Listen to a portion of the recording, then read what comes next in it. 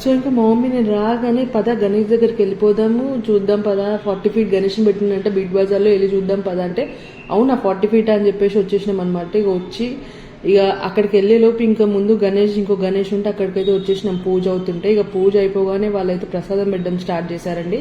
Trust me ఒక పెళ్లి భోజనం లెక్క పెట్టేసి అందరినీ మంచిగా చైర్స్ వేసి కూర్చోబెట్టి పేపర్ ప్లేట్ ఇచ్చేసి అన్ని ఒక్కొక్క వెరైటీ పెట్టారు. ఒక 5 to 6 వెరైటీస్ పెట్టారనమాట. అసలు ఎన్ని వెరైటీస్ పెట్టారంటే చాలా బాగున్నాయి, ప్రతి ఒక్క టేస్ట్ అయితే సూపర్ ఉంది. సో అలా అక్కడ ప్రసాదం అయితే తినేసి ఇంకా గణేష్ని చూద్దామని చెప్పేసి ముందుకైతే వచ్చేసినాం అనమాట.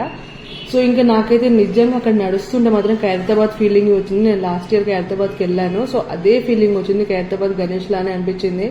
ఆ ప్లేస్ కానీ ఏరియా కానీ మొత్తం అక్కడ మేనేజ్ చేసే విధానం కానీ అంతా కూడా ఖైరతాబాద్ లానే అనిపించింది. సో ఒక మినీ ఖైరతాబాద్ వరంగల్లో ఉందని అనుకోవచ్చు. బట్ గణేష్ మాత్రం చాలా చాలా బాగుందండి.